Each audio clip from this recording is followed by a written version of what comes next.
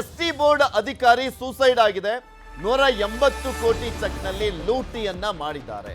CM ರಾಜೀನಾಮೆ ಕೊಡಬೇಕು ಅಂತ ಬಿಜೆಪಿ ಈಗ ಆಕ್ರೋಶವನ್ನ ವ್ಯಕ್ತಪಡಿಸ್ತಾ ಇರುವಂಥದ್ದು ಸರ್ಕಾರದ ವಿರುದ್ಧ ಮತ್ತೆ ಮುಖ್ಯಮಂತ್ರಿಗಳ ವಿರುದ್ಧ ಆಕ್ರೋಶವನ್ನ ವ್ಯಕ್ತಪಡಿಸ್ತಾ ಇದ್ದಾರೆ. ಕಾಂಗ್ರೆಸ್ ಸರ್ಕಾರ ಲೂಟಿ ಭಾಗ್ಯವನ್ನ ಕೊಟ್ಟಿದೆ, ಅಧಿಕಾರಿಗಳು ಆತ್ಮಹತ್ಯೆಯನ್ನ ಮಾಡಿಕೊಳ್ತಿದ್ದಾರೆ, ಸಿಎಂ ರಾಜೀನಾಮೆ ಕೊಡಬೇಕು ಅಂತ ಬಿಜೆಪಿ ಆಗ್ರಹಿಸ್ತಾ ಇದೆ. ಇದೇ ರೀತಿಯಾದಂಥ ಪ್ರಕರಣನೇ ಬಿಜೆಪಿ ಸರ್ಕಾರ ಇದ್ದಂಥ ಸಂದರ್ಭದಲ್ಲಿ 40% ಕಮಿಷನ್ ಆರೋಪ ಇದ್ದಿತ್ತಲ್ಲ. ಆ ಸಂದರ್ಭದಲ್ಲಿ ಸಂತೋಷ್ ಪಾಟೀಲ್ ಅನ್ನೋರು ಸಾವನ್ನಪ್ಪಿದಂಥ ಟೈಮ್ನಲ್ಲಿ ಈಶ್ವರಪ್ಪನವರ ಮೇಲೆ ಅವರ ವಿರುದ್ಧ ಆರೋಪ ಬರ್ತಾ ಅದೊಂದು ದೊಡ್ಡ ಪ್ರತಿಭಟನೆಯನ್ನ ಕಾಂಗ್ರೆಸ್ ಮಾಡಿದಂಥ ಹಿನ್ನೆಲೆಯಲ್ಲಿ ನಂತರ ಈಶ್ವರಪ್ಪನವ್ರು ರಾಜೀನಾಮೆ ಕೊಡಬೇಕಾಗಿತ್ತು. ಅದೇ ರೀತಿಯಾಗಿ ಈ ಪ್ರಕರಣವನ್ನು ತೆಗೆದುಕೊಂಡು ಹೋಗುವಂಥ ನಿಟ್ಟಿನಲ್ಲಿ ಬಿಜೆಪಿ ಮುಂದಾಗ್ತಾ ಇದೆ. ಡೈರೆಕ್ಟ್ ಅಲ್ಲಿ ಚೆಕ್ ಮುಖಾಂತರನೇ ಲಂಚ ತಗೊಂಡಿದ್ದೀರಾ. ಅದು 1 ಕೋಟಿ 2 ಕೋಟಿ ಅಲ್ಲ, 187 ಕೋಟಿ. ಅಧಿಕಾರಿನೇ ಬರೆದಿಟ್ಟಿದ್ದಾನೆ, ಕ್ಲಿಯರ್ ಆಗಿ ಬರೆದಿಟ್ಟಿದ್ದಾನೆ ಯಾರ್ಯಾರಿಗೆ ಎಷ್ಟೆಷ್ಟು ಕೊಟ್ಟೆ. ಮಂತ್ರಿಗಳು ಫೋನ್ ಮಾಡಿದ್ರು, ಮೌಖಿಕ ಆದೇಶ ಕೊಟ್ಟರು ಅಂತ. ಮಂತ್ರಿ ಮಾಡಿದ್ರೆ ಈಸಿ ಸರ್ಕಾರ ಕೊಟ್ಟಂಗೆ. ಈಗ ಇದುವರೆಗೂ ಸರ್ಕಾರದ ಮಂತ್ರಿ ಬಗ್ಗೆ ಒಂದೇ ಒಂದು ಎಲ್ಲೂ ಕಂಪ್ಲೇಂಟ್ ಆಗಿಲ್ಲ. ಅದರಲ್ಲಿ ಕ್ಲಿಯರ್ ಆಗಿ ಮೆನ್ಷನ್ ಮಾಡಿದ್ದಾರೆ ಮಂತ್ರಿ ಅಂತ ಹೇಳ್ಬಿಟ್ಟು.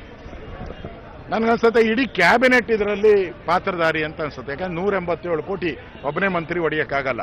ಮುಖ್ಯಮಂತ್ರಿಗಳು ಎಲ್ಲರೂ ಸೇರ್ಗಂಡೆ ಒಂದು ಪ್ಲಾನ್ ಮಾಡ್ಕೊಂಡು ಈ ಒಂದು ಸ್ಕೀಮ್ ಮಾಡಿ ಹಣವನ್ನು ಬ್ಯಾಂಕಿಂದ ಇನ್ನೊಂದು ಬ್ಯಾಂಕಿಗೆ ಟ್ರಾನ್ಸ್ಫರ್ ಮಾಡಿ ಲೂಟಿ ಹೊಡೆದಿದ್ದಾರೆ. ಇವತ್ತು ಅವನ ಸಾವಿಗೆ ನೇರ ಕಾರಣ ಈ ರಾಜ್ಯ ಸರ್ಕಾರನೇ ನೇರ ಕಾರಣ. ಇದೇ ಈಶ್ವರಪ್ಪನವ್ರ ಘಟನೆ ಆದಾಗ ವಿಧಾನಸಭೆಯಲ್ಲಿ ಏನು ಮಾತಾಡಿದ್ರಿ ಸಿದ್ದರಾಮಯ್ಯನವರೇ? ನೀವು ಏನು ಆವಾಜ್ ಬಿಟ್ರಿ? ಇವತ್ತು ಮಾನ ಮರ್ಯಾದೆ ಇದೆಯಾ ಬಿಜೆಪಿಯವರಿಗೆ ಅಂತ ಕೇಳಿದ್ರಿ. ಇವತ್ತು ನಿಮ್ಗೆ ಮಾನ ಮರ್ಯಾದೆ ಇದೆಯಾ? ಅವತ್ತು ಭ್ರಷ್ಟಾಚಾರ ಎಷ್ಟರ ಮಟ್ಟಿಗೆ ಆಗ್ತಾ ಇದೆ ಅಂತ ಹೇಳುವಂಥದ್ದಕ್ಕೆ ನಿನ್ನೆ ಒಬ್ಬ ಅಧಿಕಾರಿ ಆ ಒತ್ತಡಕ್ಕೆ ಮಣಿದು ಚೆಕ್ ಬರೆದಿಟ್ಟು ಕೊನೆಗೆ ಯಾವುದೇ ಒಂದು ದಾರಿ ಇಲ್ಲದೆ ಆತ್ಮಹತ್ಯೆ ಮಾಡಿಕೊಂಡದ್ದೇ ಸಾಕ್ಷಿ ಅಂತ ಭಾವಿಸ್ತಾ ಇದ್ದೇನೆ. ನಾನು ಇಷ್ಟು ದೊಡ್ಡ ಹೋರಾಟಗಾರರ ಮುಂದೆ ಇಡೀ ಕರ್ನಾಟಕ ರಾಜ್ಯದ ಎಲ್ಲ ಅಧಿಕಾರಿಗಳಿಗೆ ವಿನಂತಿ ಮಾಡ್ತಾ ಇದ್ದೇನೆ. ಖಂಡಿತವಾಗಿ ನಮಗೆ ಗೊತ್ತಿದೆ, 1 ವರ್ಷದ ಅವಧಿಯಲ್ಲಿ 100 ಅಧಿಕಾರಿಗಳ ಮೇಲೆ ಈ ಮಂತ್ರಿಗಳು, ಮುಖ್ಯಮಂತ್ರಿಗಳು, ಉಪಮುಖ್ಯಮಂತ್ರಿಗಳು ಒತ್ತಡ ಹಾಕಿ 100 ಚೆಕ್ಗಳನ್ನು ಬರೆಸಿದ್ದಾರೆ. ನಮಗೆ ಗೊತ್ತಿದೆ. ದಯವಿಟ್ಟು ನಿಮ್ಮಲ್ಲಿ ಪ್ರಾರ್ಥನೆ ಮಾಡಿಕೊಳ್ತೇವೆ, ನಿಮ್ಮ ಪರವಾಗಿ ನಾವಿದ್ದೇವೆ.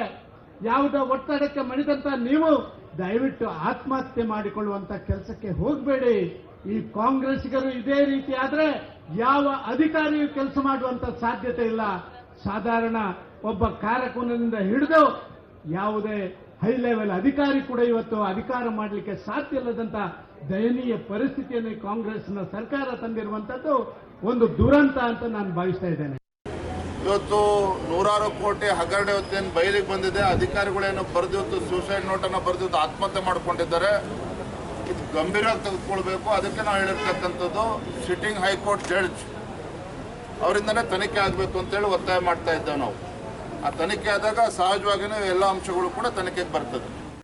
ವಾಲ್ಮೀಕಿ ಅಭಿವೃದ್ಧಿ ನಿಗಮದ ಅಧಿಕಾರಿ ಆತ್ಮಹತ್ಯೆ ವಿಚಾರಕ್ಕೆ ಸಂಬಂಧಪಟ್ಟಂತೆ ಡಿಸಿಎಂ ಡಿಕೆಶಿ ಪ್ರತಿಕ್ರಿಯೆಯನ್ನು ಕೊಟ್ಟಿದ್ದಾರೆ. ಪೇಪರ್ನಲ್ಲಿ ಈ ಬಗ್ಗೆ ಓದಿದ್ದೇನೆ, ಸಂಪೂರ್ಣ ಮಾಹಿತಿ ತಿಳಿದುಕೊಂಡು ನಿಜಾಂಶ ಏನು ಅಂತ ತಿಳಿದುಕೊಂಡು ಮಾತಾಡ್ತೇನೆ ಅಂತ ಹೇಳಿದ್ದಾರೆ ಡಿಸಿಎಂ ಡಿಕೆಶಿ. ಅಧಿಕಾರಿಯವರು ಆತ್ಮಹತ್ಯೆ ಮಾಡ್ಕೊಂಡಿರ್ತಾರೆ, ಬೇರೆ ಹಣ ವರ್ಗಾವಣೆ ಆಗಿತ್ತು ಅಂತೆಲ್ಲ 182 ಕೋಟಿ ಹಣ ವರ್ಗಾವಣೆ ಆಗಿದೆ. ಇನ್ನು ಫುಲ್ ಮಾಹಿತಿ ತೆಗೆದುಕೊಳ್ತೇವೆ. ಮಾಹಿತಿ ತೆಗೆದುಕೊಂಡು ನಾವು ಏನ್ ನಿಜಾಂಶ ಅಂತೇಳಿ ನೋಡಿ ಆಮೇಲೆ ಅದರ ಬಗ್ಗೆ ಇದ್ರ ಬಗ್ಗೆ ಇನ್ನಷ್ಟು ಮಾಹಿತಿಯನ್ನು ಕೊಡ್ತಾ ಹೋಗ್ತಾರೆ ನಮ್ಮ ಶಿವಮೊಗ್ಗದ ಪ್ರತಿನಿಧಿ ವಿನಯ್ ನಮ್ಮ ಜೊತೆ ದೂರವಾಣಿ ಸಂಪರ್ಕದಲ್ಲಿ ಜಾಯ್ನ್ ಆಗ್ತಾ ಇದ್ದಾರೆ. ವಿನಯ್, ದೊಡ್ಡ ಮಟ್ಟದಲ್ಲಿ ಚರ್ಚೆ ಆಗ್ತಾ ಇರುವಂತ ಪ್ರಕರಣ ಇದು, ಚಂದ್ರಶೇಖರನ್ ಅವರ ಆತ್ಮಹತ್ಯೆ. ಇಲ್ಲಿ ನಾಗೇಂದ್ರ ಅವರ ಮೇಲೆ ಆರೋಪವನ್ನು ಮಾಡಲಾಗ್ತದೆ, ಸರ್ಕಾರದ ವಿರುದ್ಧನೂ ಕೂಡ ಭ್ರಷ್ಟಾಚಾರದ ಆರೋಪವನ್ನು ಮಾಡಲಾಗ್ತದೆ. ಸಿಐಡಿಗೆ ವಹಿಸಲಾಗಿದೆ ಈ ಪ್ರಕರಣವನ್ನು. ಯಾವ ರೀತಿಯಾಗಿ ತನಿಖೆಯನ್ನ ಮಾಡಲಾಗ್ತದೆ, ಇನ್ಸೈಡ್ ಏನ್ ಸಿಗ್ತಾ ಇದೆ ಮಾಹಿತಿ ಈ ಪ್ರಕರಣಕ್ಕೆ ಸಂಬಂಧಪಟ್ಟಂತೆ? ಹೌದು ಪೃಥ್ವಿ, ಶಿವಮೊಗ್ಗದಲ್ಲಿ ನಡೆದಂತಹ ನಿನ್ನೆ ಆತ್ಮಹತ್ಯೆ ಪ್ರಕರಣ ಇದೆ. ಈಗ ಏನು ಅದು ಶಿವಮೊಗ್ಗದ ಅಲ್ಲದೆ ಈಗ ಕರ್ನಾಟಕದ ರಾಜ್ಯಾದ್ಯಂತ ಈ ಒಂದು ರೀತಿಯಲ್ಲಿ ಏನು ಸದ್ದು ಮಾಡ್ತಾ ಇದೆ ಅಂತ ಹೇಳ್ಬಿಟ್ಟು, ಜೊತೆಗೆ ಬಿಜೆಪಿಗೂ ಕೂಡ ಇದೊಂದು ರೀತಿಯಲ್ಲಿ ಅಸ್ತ್ರವಾಗಿ ಪರಿಣಮಿಸಿದೆ. ಯಾಕಂದ್ರೆ ಈ ಹಿಂದೆ ಕೂಡ ಈಶ್ವರಪ್ಪನವರ ಪ್ರಕರಣ ಏನಿತ್ತು, ಆ ಪ್ರಕರಣಕ್ಕೆ ಸಂಬಂಧಪಟ್ಟಂತೆ ಈಶ್ವರಪ್ಪನವರನ್ನ ಏನು ರಾಜೀನಾಮೆಯನ್ನು ಪಡೆದುಕೊಳ್ಳೋದಕ್ಕೆ ಕಾಂಗ್ರೆಸ್ ಒತ್ತಡ ಹೇರಿತ್ತು. ಅದೇ ರೀತಿ ಕೂಡ ಈಗ ಈಶ್ವರಪ್ಪನ ಪ್ರಕರಣದಂತೆ ಈಗ ಏನು ಬಿಜೆಪಿ ಕೂಡ ಈಗ ಈ ಪ್ರಕರಣದಲ್ಲಿ ಸಂಬಂಧಪಟ್ಟ ಸಚಿವರ ರಾಜೀನಾಮೆಗೆ ಒತ್ತಡ ಹೇರ್ತಾ ಇದೆ. ಒಂದು ಕಡೆ ಏನು ತಮ್ಮ ನಿವಾಸದಲ್ಲಿ ವಿನೋಬ ನಗರದ ನಿವಾಸದಲ್ಲಿ ಅಧಿಕಾರಿ ಏನಿದ್ದಾರೆ ಅವರು ಆತ್ಮಹತ್ಯೆಯನ್ನ ನಿನ್ನೆ ಮಾಡ್ಕೊಳ್ತಾರೆ. ಆ ಮಾಡ್ಕೊಂಡ ನಂತರದಲ್ಲಿ ಅವರು ಒಂದಿಷ್ಟು ಅಂದ್ರೆ ಡೆತ್ ನೋಟ್ ಅನ್ನ ಬರೆದಿರ್ತಾರೆ. ಹೇಳ್ತಾರೆ. ಆ ಡೆತ್ ನೋಟ್ ಅಲ್ಲಿ 3 ಅಧಿಕಾರಿಗಳ ಹೆಸರನ್ನು ಕೂಡ ಮೆನ್ಷನ್ ಮಾಡಿ 85 ಕೋಟಿಗೂ ಹೆಚ್ಚು ಹಣದ ದುರುಪಯೋಗ ಆಗಿದೆ, ಅದನ್ನ ನನ್ನ ಮೇಲೆ ಹಾಕುವಂತ ಪ್ರಯತ್ನ ಕೂಡ ಆಗ್ತಾ ಇದೆ. ಅದ್ರ ಜೊತೆಗೆ ಒಂದಿಷ್ಟು ಒತ್ತಡ ಕೂಡ ನನ್ನ ಮೇಲಿತ್ತು. ಅದ್ರ ಜೊತೆಗೆ ಬಹುಕೋಟಿ ಏನು ವ್ಯವಹಾರ ಇತ್ತು, ಅದರಲ್ಲಿ ಹಲವಾರು ಜನರು ಭಾಗಿಯಾಗಿದ್ದಾರೆ, ಬ್ಯಾಂಕ್ನ ಅಧಿಕಾರಿಗಳು ಭಾಗಿಯಾಗಿದ್ದಾರೆ ಅಂತ ಹೇಳಿ 6 ಪುಟಗಳ ಒಂದು ಡೆತ್ ನೋಟ್ ಅನ್ನ ಬರೆದಿರ್ತಾರೆ. ಇದನ್ನ ಆಧರಿಸಿ ಪೊಲೀಸರು ಕೂಡ ನಿನ್ನೆ ಒಂದಿಷ್ಟು ಮಹಜರನ್ನ ಮಾಡಿ ಕೆಲವೊಂದು ದಾಖಲೆಗಳನ್ನ ವಶಪಡಿಸಿಕೊಳ್ತಾರೆ. ಅದ್ರ ಜೊತೆಗೆ ಡೆತ್ ನೋಟ್ ಅನ್ನು ಕೂಡ ವಶಪಡಿಸಿಕೊಳ್ತಾರೆ.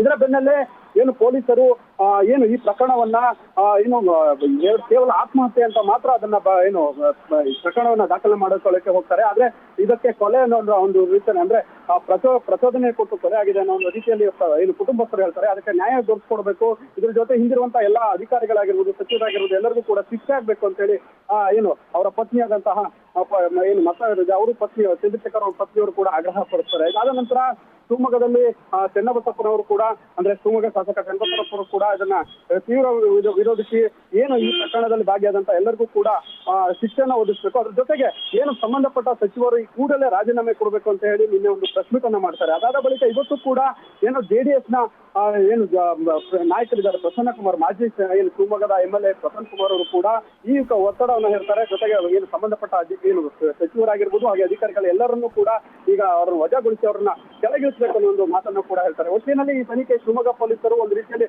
ಮೊದಲು ಕೈಗೊಳ್ತಾ ಇದ್ದು, ಅದೀಗ ಒತ್ತಡದ ಈಗ ಏನು ಪರಿಸ್ಥಿತಿ ನೋಡಿಕೊಂಡು ಈಗ ಮತ್ತಷ್ಟು ತನಿಖೆಗೆ ಒಳಪಡಿಸುವ ಸಾಧ್ಯತೆ ಇದೆ. ಈಗ ಶಿವಮೊಗ್ಗದಲ್ಲಿ ಇನ್ನಷ್ಟು ಪೊಲೀಸರು ಈ ಬಗ್ಗೆ ತನಿಖೆಯನ್ನು ನಡೆಸಿ ತಂಡಗಳ 2-3 ತಂಡಗಳನ್ನ ಮಾಡಿಕೊಂಡು ಈಗ ತನಿಖೆಯನ್ನು ನಡೆಸ್ತಾ ಇದ್ದಾರೆ. ಓಕೆ, ಧನ್ಯವಾದ ವಿನಯ್ ನಿಮ್ಮೆಲ್ಲ ಮಾಹಿತಿಗಾಗಿ.